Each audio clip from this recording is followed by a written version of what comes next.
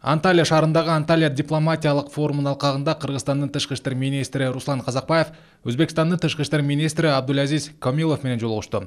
Тараптар кыргыз-өзбек кызматташтыгынын күн тартибиндеги актуалдуу маселелерин, эки тараптуу жана көп тараптуу форматтардагы өз ара аракеттенүүнүн мындан аркы бекемдөө жолдору талкууланды. Алдыда боло турган бийик жана жогорку деңгээлдеги тышкы саясий иш-чараларды уюштурууга өзгөчө көңүл бурулду.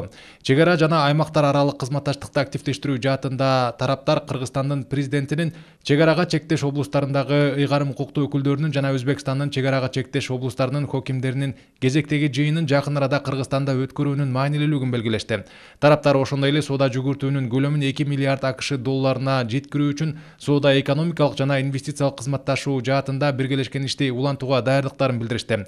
Бул контекстте Руслан Казакбаев Кыргызстандын министрлер кабинети менен Өзбекстандын өкмөтүнүн ортосундагы Өзбек-Кыргыз өнүктүрүү фондунун түзүү жөнүндө макулдашуунун күчүнө киргендигин, фонд ишке кирише баштагандыгын белгиледи. Фонддун ишин активдештирүү, анын ичинде Кызыл Кыя шаарында соода логистикалык борбордо Эркечтам Дароот-Коргон Үч-Коргон автожолун курууну активдештирүү сунушталды. Өзбекстандан Кыргызстанга электр энергиясын жеткирүү боюнча тараптардын активдүү өз ара аракеттенүүсүнүн динамикасы белгиленди.